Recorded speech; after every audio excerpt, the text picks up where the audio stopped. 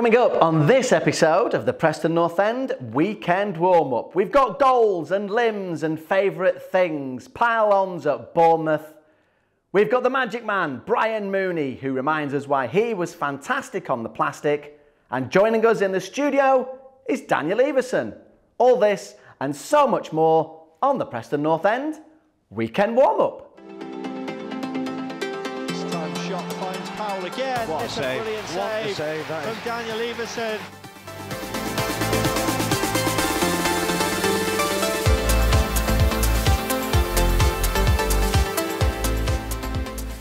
Another fantastic save from Daniel Iversen, and he's just unbeatable at the moment. Brilliant again from the big Dane.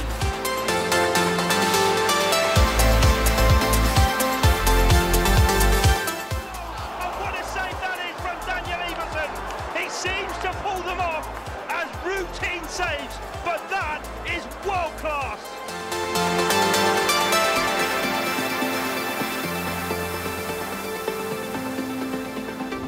So hello and welcome to the weekend warm-up. You've just seen this man making some of the best saves that the world has ever seen. He's told me to play it down. I'm not gonna.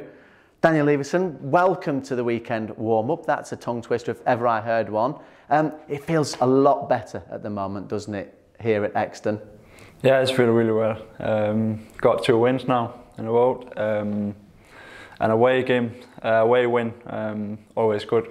And the first one this season, so yeah, we're really happy for that, and we cannot wait for Nottingham Forest. I know that everybody wasn't doom and gloom when things weren't going result-wise as well as you'd wanted to. But are people coming in with a, puffing the chest out a little bit more up straight, having a giggle? You can relax a little bit more now, can't you? Yeah, it's more funny to come in now when we got 2 wins. It's not always funny to come in when we are losing a game, not against Blackpool. It's not funny to come in. We don't mention that word here. No, exactly. I'll get you sorted on that. Yeah, it's good to come in now. Everyone is happy now, and we have to keep on. Well, it was lovely at Luton, it was brilliant at Bournemouth. Let's remind you all how it went during the week. Brown gets the ball out to the right-hand side to Tom Barkhuizen. The white shirts pour forward. Barkhuizen into the box, shoots! And he can't quite find the target. Whiteman chips it in, it's flapped out by Travers, falls out to the right-hand side for Barkhuizen. Another floated ball back towards the far post, headed down, and Milrees tries to bring it down. Earl lashes at it, comes back to him once more, now looks to tee it up for Hughes. Hughes trying to keep it alive on the edge of the box. They look like they're going a little bit longer this half than what they have been. North End going long here, and it's working as Emil Rees and Sean Maguire link. Ball now fed out to the right flank for Tom Barkhuizen. 4-way in the middle, in towards the near post. McCann lets it roll. Yes. It's in the back of the net. It's Ben Whiteman who's on the score sheet for Preston North End. A bitter taste in the Cherries' mouth as Preston North End steal the advantage at the Vitality. Ball forward up to Solanke. McCann has been absolutely rammed into by Jefferson Lerma, himself shoved into the advertising hoardings, but that one absolutely uncalled for. Ball sent in towards Solanke. This time he does get in front of Hughes, lays it off. It's now with Stacey. Stacey on the right tip of the 18-yard box. Delayed by Ben Whiteman, goes the long way round and heads towards the byline. Low cross in, falls back for Billing. Billing sells a dummy, shoots! And he levels up for Bournemouth. On the hour mark, they're back in it. Preston North End weren't quite able to get to grips with what Bournemouth were throwing their way. It's Cahill. Plays it now into Mepham. Mepham strides forward, gets the shot, and it's dealt with by Daniel Iversen.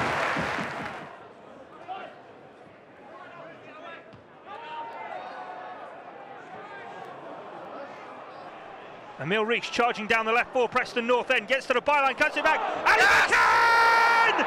Oh yes he can! Ali McCann gets his first goal for Preston North End and sets off the away end. It was brilliant play by Emil Rees. He did the hard yards down the left, just pulled it back and asked the question, and there was Ali McCann, his first goal for Preston North End. Brad Potts deals with it, and now it's cleared up to Emil Rees. Emil Rees just with one man to beat, and that's Gary Cahill. Touches it wide of him. Emil Rees bearing down on goal. 1-on-1, can't apply the finish. It's dealt with by Travers, but it falls out for Brad Potts. Chance not gone yet. Potts drags it wide of the target. Billing crosses first time, looking towards Solanke. Hughes able to flick it away from him. It falls out as far as Stacey, who shoots. Dealt with by Iversen. The rebound falls below. And what a save that is from Daniel Iversen. He seems to pull them off as routine saves, but that is world class. Well, the six are all but up now. This could well be the last chance for Bournemouth. Anthony dallying on the ball in the wide area, sends it in towards the near post. Whiteman gets it clear, and the full-time whistle sounds. Preston North End have a first away win of the championship season, and they've ended Bournemouth's unbeaten start to the campaign. The sweet taste of victory against the Cherries for Preston North End.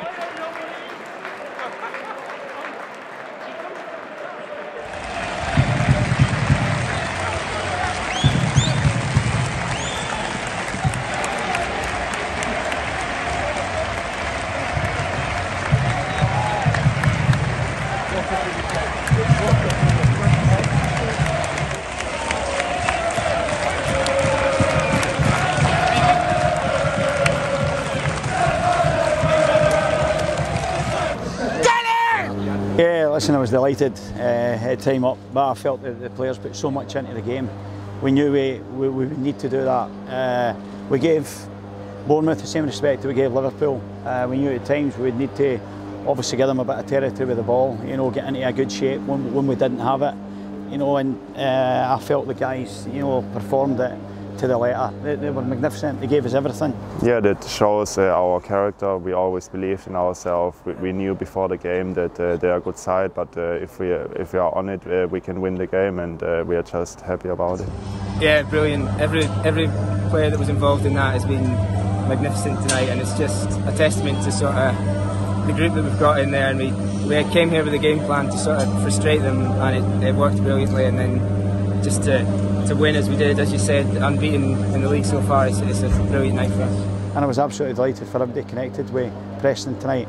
I felt the fans, you know, magnificent, absolutely brilliant. I mean, it's some trek for these people to come all the way down here, you know, on a Wednesday night.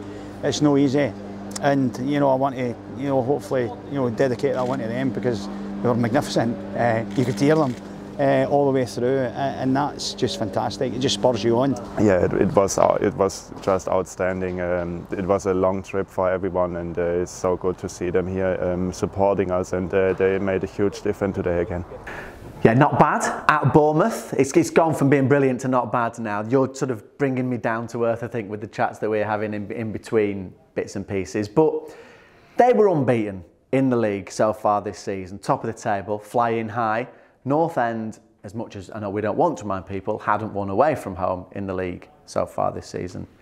Has something changed? Was there a magical moment that clicked? Has something been said? What is the difference? It's a good question. I don't know. It's like in football, and especially in championship, things can change so quickly. And I think when we not get the result right, we have to look inside and be more concentration in the games. And I think we do that the last two games. We play really well, especially against Bournemouth. First half we defend really well. We was not good on the ball, but we defend really well. And second half I think we was good on the ball, and we would defend really well. Everyone, also the shops come in. You can see how good they come in also. So yeah, I think we have to keep on now and don't look back. Okay, we won't then. We're going to show highlights again from the Luton game, but we might not bother now. I don't know. We'll have to see what these two say. But the pylon, I've got to mention it. I think Brownie called it the Royal Rumble. And if Stu Bennett is watching, you're more than welcome to come on and actually show us how to do a proper Royal Rumble. He knows what that means. You're not really into wrestling. We'll talk about it. Come get you some of them. Why did you not join in? They weren't that far away. Or were they too far away? Too far away, maybe. What did you think, though? I mean, we loved it as fans watching that sort of stuff. Limbs everywhere with the travelling support as well. It was brilliant, wasn't it? Yeah, it was so good to see so many fans travelling to Bournemouth. So far away, really. So yeah, it's brilliant to see. We're going to have a pile on in just a second, you and me, I think. We'll talk about you in just a moment. But in the meantime, I know you know all about Brian Mooney because you were telling me he was brilliant on the plastic and now you loved his mazy dribbles and you thought about growing a mullet when you were younger as well. So obviously Daniel knows all about Brian Mooney and he is a bit of a, well, he's an icon, isn't he, from the late 80s. If you don't know him, we're about to, and we will start our chat with the Moon Man with the 3 questions. We tend to start with our former players. How you doing, what you're doing, and where you're doing it. I'm going to start off with the questions that I've started asking all the last few recently, and that is, how are you, where are you, and what you're doing these days? I'm just after getting in from work. I'm just outside Dublin. I live outside Dublin, just on the coast. So that's where I'm based, a place called Bettystown. Like I said, I'm just after getting in from work. I now work in education with an agency called TUSLA, and we deal with school attendance, which I believe is a very important issue to deal with. So that's where I'm at the moment, Simon. Obviously, you came back to Preston. We saw you at Deepdale for the Liverpool game. So what is it like when you come back to Deepdale? How does it make you feel? Oh, it's great to come back. Like as you know, like I have very fond memories of my time at Preston. It's great to be associated with a club with the reputation and the history of Preston. And it was fantastic to see the stadium full and the atmosphere on that night. It was pity Preston didn't score against Liverpool, but it was great to see a full stadium. And like I said, the atmosphere and the people in the Preston area are always like a delight for me. Did you get recognised much? I mean, your hair is a little bit different than the time. The one thing that people always say when I do ask you about you was about your hair, about you had the sort of Mooney's mullet, I think they used to call it. Well, I didn't want to call it a mullet, but yeah, effectively, I'll leave that one for you to name. Yeah. But did you get many nice comments? Well, I'm more streamlined today, as you can tell, but like you announced me there, and a few people came up to say hello and ask for an autograph. So that's nice to get after all these years as well. Good, and rightly so as well. How did you end up at Preston North End? Because obviously, when you came across from home farm in Dublin to Liverpool, European giants at the time, winning everything in front of them. But I'm guessing because of that, with the players that were in the first team round about then, that it was hard to get in. So how did you go from there to Preston North End?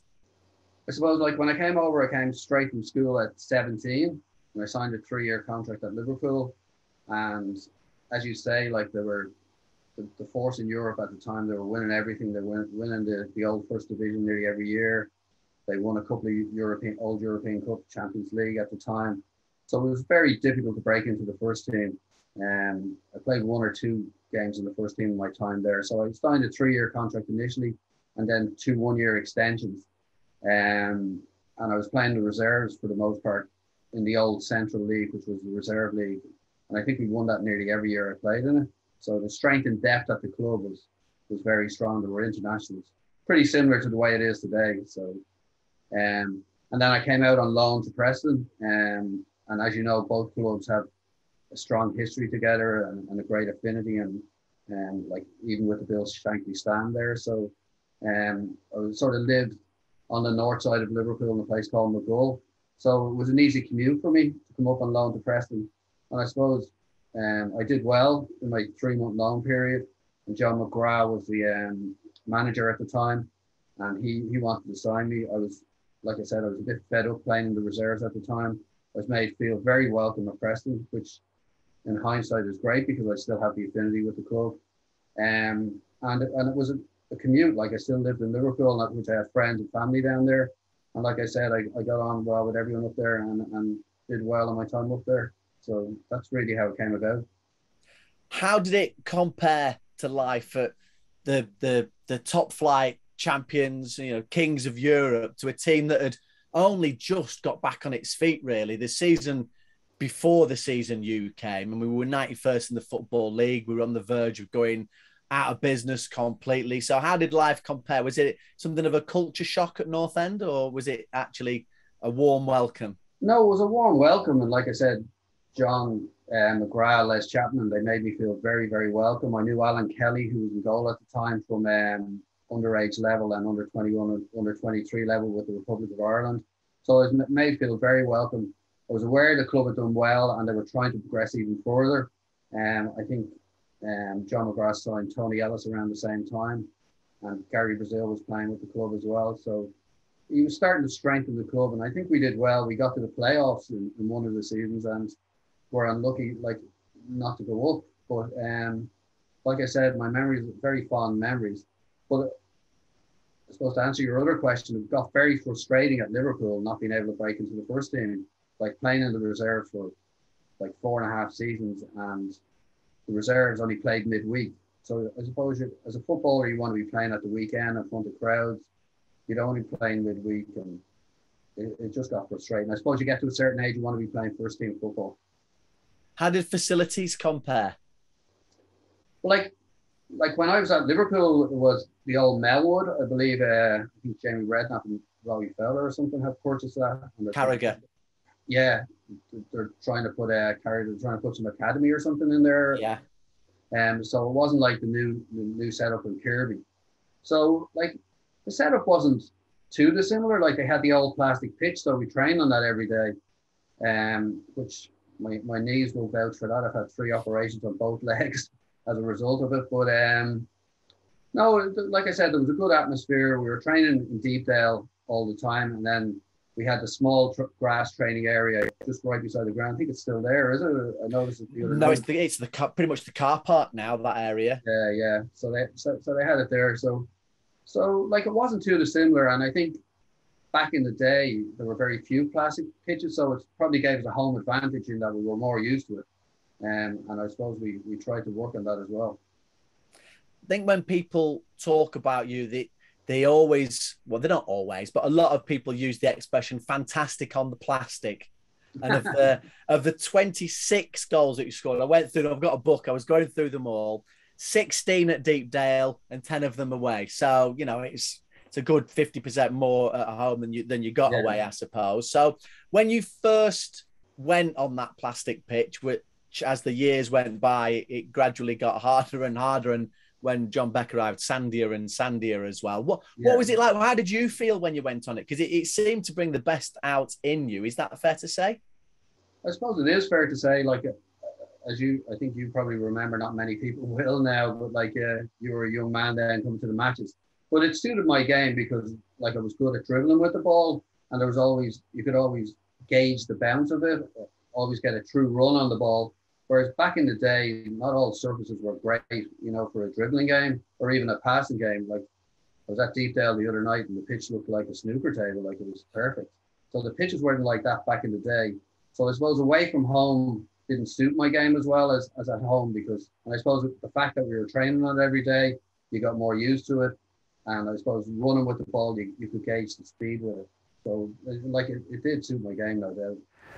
Part 2 of the Brian Mooney chat coming between now and the end. Daniel Iversen is still in the studio with us. His arms are about to be folded in just a second because you're not really like talking about yourself, do you? Everybody else is talking about you. You might as well join in. You might as well be part of the in crowd and talk about how well you're doing. How well do you feel you're doing? Marks out of 10. Yeah. I don't want to say that, so I'm not that kind of person to speak about myself. But you must know when you're playing well. Yeah, you know when you have a good game and when you have bad games. But every game is different. Sometimes I don't have to make any save, I don't have to do some distribution. And that can be a good game also, and come for a crossing. And sometimes you have to make saves. So every game is really different. So you can say I have a good game when I save one good save, but you can also say I have a good game when I got some distribution to do. So yeah, that's why I don't really speak about myself. Is it fair to say then that you'd rather do absolutely nothing during the game at all? Because that means that everybody is defensively solid then, isn't it? I prefer that. So when I don't have anything to do, we play a good game. So yeah. Gareth Ainsworth was talking on Sky during the week, and he was raving about what Gareth Ainsworth used to play for Preston North End as well. He's a manager now in the third tier of football. But like I said, everybody is talking about you, and I would imagine they're talking about you back in Leicester as well. Do you get feedback from your parent club, or do they just leave you to what's happening here? No, I'm speaking to some of the in Leicester sometimes, and they got one that's doing a report every games. I don't see them. I think it's be sent to the manager. So yeah, I'm being in contact with them sometimes, and also with my goalkeeper coach. So yeah. It just says good, excellent, excellent, really good, excellent, excellent, excellent for all of them. I had a look at one. Yeah, it's really good. Yeah, okay. Conversational skills. It's one of them at the moment. But in terms of your homeland, there is a good history of great goalkeepers. Were you always destined to become a goal? I know you've got good outfit players as well, but we could all ream off a good number of Danish goalkeepers. You've played with one of the greats as well. Yeah. Were they your inspiration? Who would you have looked at to be a goalie as a kid? Yeah, I'll always be a goalkeeper really. I've never really played outside. Andy Lonergan, top of your list, wasn't he? Why? No, not that I was young. No, it's like, I know he's not Danish, but no, I know it's not Danish, from Finland. He is Danish bacon. Lucas Kadeski. Yeah, I'm looking up for him. He was playing in that club I come from. And one more I can talk about, you don't know him. But also Manuel Neuer. My dad was a big fan. I've heard of him. Definitely heard of him. Yeah. So I keep in Bundesliga. So yeah, it was them I'm looking up for, and of course Kasper, when he's come more up, I'm looking at him also. And his dad was all right as well, I suppose. Yeah, his dad, but I don't remember that he's played, but I've seen some clips, and it's yeah. As far as Neuer is concerned, obviously quite well known as the sweeper keeper as well. He sort of created, to some it happened before him, but he was the first one in our generation at least to start getting the ball and coming forward as well. You tempted, is that more and more part of your game now? Yeah, the football has changed really, so the keepers have to be good with the feet also, and be a sweeper behind the defenders, and that is why I'm looking a lot of Kasper right now. He's doing really well with his feet, but he's also a sweeper. So yeah, it's something I can learn. Okay, thank you for now. Don't go anywhere just yet. I know you're desperate to get. I can see you keep looking across at that door out there.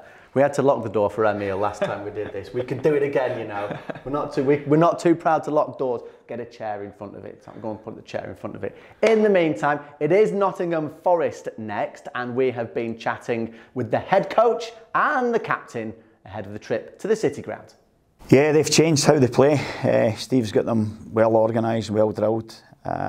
You know, a back three, similar to ourselves, and you know, a front three that cause teams issues, and good balance about them in terms of experience and a couple of youth about their team. So it'll be a tough game. There's no questions, no doubts about that. Steve's a very experienced coach. He's been in the playoffs, you know, 2 seasons at Swansea, and he's come to a big club at Nottingham Forest. You know, a club with fantastic, you know, tradition. And a fantastic past behind them, you know, European Cup winners, you know, and league winners, you know, back in the Brian Clough days. So, but we know it'll be tough. I don't think there's any question or doubt about that. I don't think anyone in this team is weak by any means. You know, they've been similar in the past few years. They've got a good team and don't really do much with it. But I'm confident going there that we can get the win. But as I said, it'll definitely be a tough game. The good part for me is that it was one of the 8 games I had last season. It was the last one in Gentry Day, and we had a positive outcome. Probably didn't do well in the first half, but second half we were miles better. So I've got fond memories going there, and hopefully we can have more fond memories on Saturday. But it'll be a tough game. I remember, I think it was 2 or 3 years ago, it was packed out as well, and I think we got a late enough winner, and it was similar to last night, just bodies everywhere. So it's good to see people make the journey in off the back of a decent win. Hopefully we can put on a performance that makes it worthy. We have fantastic support behind us, and the one thing I'll say is the away support that we've had in all games has been fantastic. Just a pity it probably took us last night to get our first away win, but hopefully that can galvanise us and kick us on, and help us towards another good performance on Saturday. Right, still in the studio, still with Daniel Iversen, and I know you don't like talking about yourself. We've pretty much established that now, but I'm going to ask you questions anyway. It's said a lot of people call you their cheat code. So like if you're playing a computer game, whether it be FIFA or whatever it might be, you can put in a special code and then you might grow giant hands or you become a super player and what have you. So are you one of those? Are you a gamer who would go home and maybe play computer games? I know a lot of lads do. I know some of them have headsets and talk to each other while they're playing games. No, I play FIFA sometimes. I score up and downs. So yeah, it's when I don't have anything to do, I play FIFA sometimes. Do you ever play yourself? No, I don't mean play against yourself, because that would be pretty much one-sided. But do you know what I mean? Do you pick yourself to play in goal? Have you ever done that? No. I've never done that, no. I play Ultimate Team, so yeah, I've never put myself in goal, no. So in terms of what you do when you go away from here, I know you work really hard and you probably just want to go and sleep at home and what have you, but I also know that you like to keep in touch with what's going on at home, and you watch Danish TV. Yeah, I watch Danish TV to be updated what happens home. So yeah, this is what I do when I come home, and watch maybe a little bit serious or something, movies, yeah. You were telling me about there's a series that's sort of half Danish, half English? No, half Danish and half Swedish. Oh, okay. Called The Brits. Okay. Yeah, it's been showing the Danish TV, over in England also. Subtitles for dubbed, or which version do you watch then? Do you watch the one with the English language on? No, with the Danish and Swedish, yeah. So it's worth us watching, is it? What's it called? The Bridge? The Brits, yeah. The Brits, okay. It would be nice if anybody from Denmark is watching that wants to call him up internationally, by the way, but that's sort of another thing. We were talking to Emil about learning the language. I know you did it at school, and then sometimes forgetting native words in terms of English words and getting them all confused. Do you go home and forget how to speak Danish? Or? You learn sometimes some words. Do you want to teach us some words? Because we learnt Taluga last time with Emil, which means congratulations. Is that right? Or not? Well, try to say it again. No. I don't want to. What's congratulations in Danish? Held og lykke. Held og lykke. That's not what he taught us last time that we were on here. I have no idea what I'm saying. Held og lykke. So teach us some Danish maybe then. How do we say we love Preston North End? Vi elsker. Vi elsker Preston North End. Vi elsker Preston. We do? How do you say we do? Vi gør. Vi elsker Preston. Ilger. Vi elsker Preston. Ilger. Vi gør. Vi gør. Vi elsker Preston. Vi gør. Oh, Preston. Vi elsker. Something like that. No. Hey, it could catch on. Who knows? Really sorry about that. Any other good words that we should know? No, I think you've got it right now. No, you've messed up my language now. I think Shut we'll up stop and now. Move on. Okay, let's do that then, and let's go to, we did all the interview in English with Brian Mooney, so that's where we'll pick off. Retro tops are a thing if you look on the official Preston North End website this week, and I'm not getting this one off, but I unveiled my very own shirt from 1989. Yes, it still fits, and yes, I did have to breathe in for the majority of the interview. You mentioned the Port Vale playoffs at the start of the interview. 88, 89. You were player of the month, player of the year, I should say, that season. I've dug out this. I've had to breathe in all the while that I've had it on as well. This was the shirt from that season, if you remember it. I'm not gonna go any higher than that because it looks like I've got a football hidden underneath it down there. But what are your memories from that season? As I say, you're a player of the season. Why was it so special for you, do you think? I don't know. Like I said, John McGrath was trying to build a team. I think he created a great team spirit, which is always good. Like you look at some teams now at the moment, maybe United, they don't have a great team spirit. They're not performing well. but I think he created a great team spirit. We all worked well, we all gelled well together, and we did well. It was just very frustrating getting to the playoff and then getting knocked out at that stage. And I still remember the playoff games well. Yeah, they were horrible, weren't they? I think we drew at Deepdale, and then the game at Port Vale was just... Yeah. The game at Port Vale was... We didn't show up in the night, really. What would you say was your highlight then in terms of that time? I mean, I personally remember hat-trick against Chester City, but I remember you absolutely destroying Chesterfield as well. I think it ended up 6-0 that one. But what was your highlight? I don't know. Like, I remember the hat-trick I scored against Chester because one of the old keepers from Liverpool, one of the lads I knew, he was in goal for Chester at the time, Billy. I can't remember his second name now, but he was a friend of mine. And I scored some great goals at Deepdale. I think looking back on them, they're still on YouTube, like, you know, beating a couple of players, bending into the top corner. I think one of them I actually got an elbow in the head. I went off and got stitches in my ear, came back on and scored a fantastic goal. I think it was against Mansfield. I asked people on Twitter about memories that they've got of you, and somebody mentions that in terms of getting a clonk on the head, going off, coming back on and scoring. I think I got 6 or 7 stitches in the head and came back on. I wasn't the happiest camper at the time after getting a whack like that, but I suppose the best way to hurt them was to score a goal like that.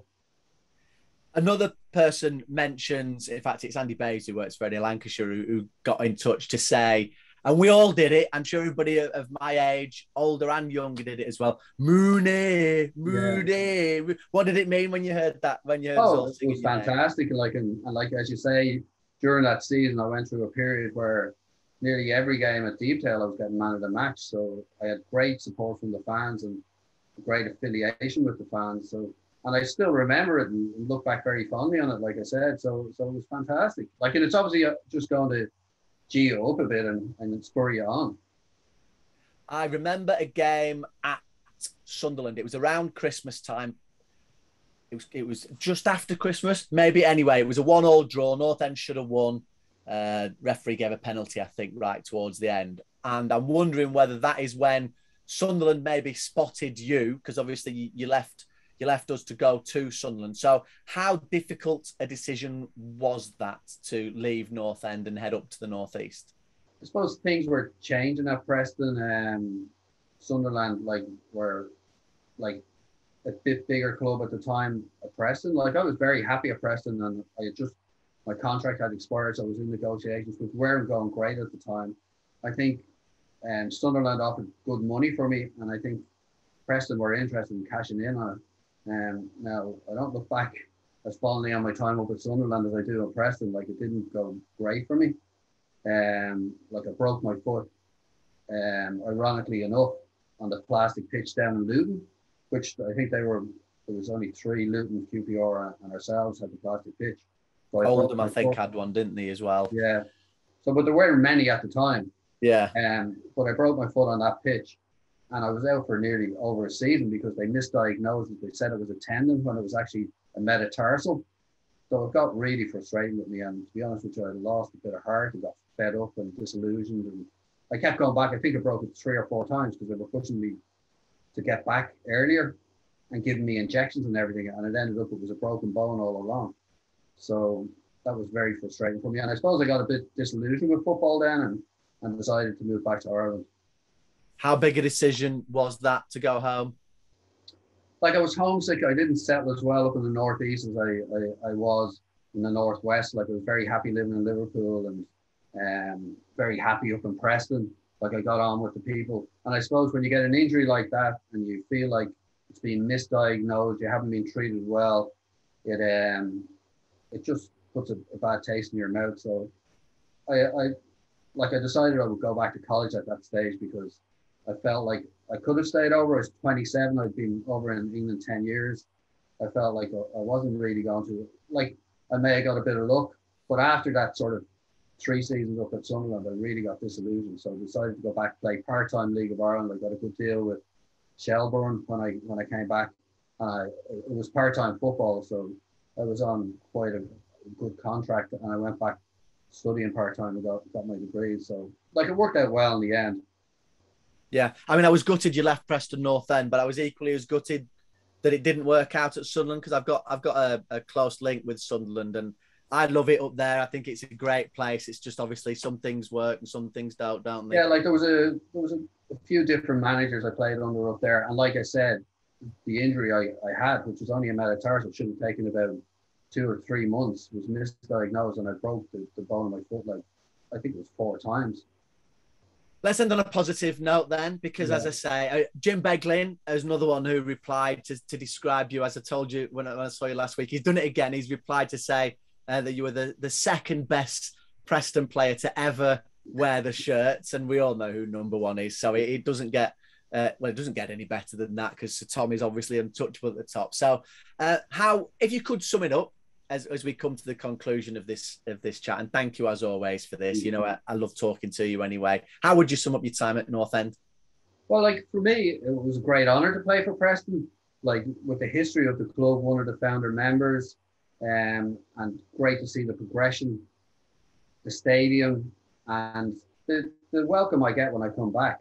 And like I said, I always look back very fondly on my time in English football with Preston. Like they were my favourite few years when I was over there, and it's great to get the welcome back when I go over. So listen, thanks very much yourself, Simon. You're always welcome, you know that. And on behalf of everybody, Mooney. Right, that's that for this episode of the Weekend Warm-Up. It's been different. Daniel, have you enjoyed any part of this? It's been fun. It's a little bit different everyone. Normally they're far more sensible this. I'm going to hold you squarely responsible for it being very different. There will be a few thousand North End fans at Forest at the weekend. They can watch it on iFollow P&E if they haven't got their ticket. What difference? Let's end it about the fans, because this is why we do this as well. We are fans ourselves. What difference have they made to you over the last few weeks, months, when they've been back in the stadium? It's lovely to see the fans are back. Last season it felt like a friendly game every time you go out on the pitch, and now the fans are back. It's brilliant. It's helped us in different situations really. You can see in Bournemouth, I know it's not a lot, but 3,000 or 4,000. Not 1,000. 100. Yeah, 100. 100, yeah. Probably felt like 3,000 or 4,000, because they were everywhere, weren't they? It was brilliant, yeah. But there will be over 2,000 at Nottingham Forest as well. I mean, fantastic support. This helped us there, and I'm sure you will help us again in the weekend.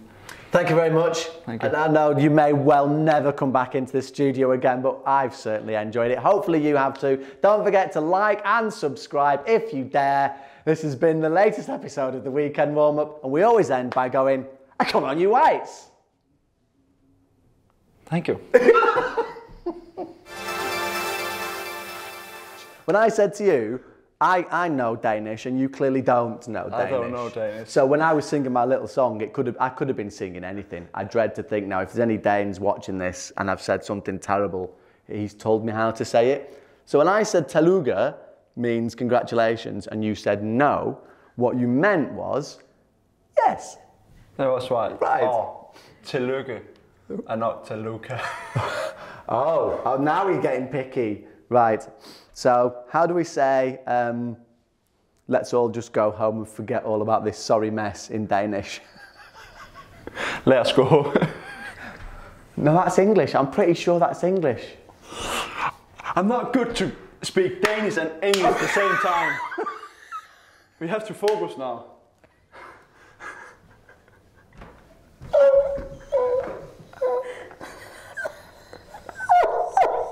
I think I have to go to train now.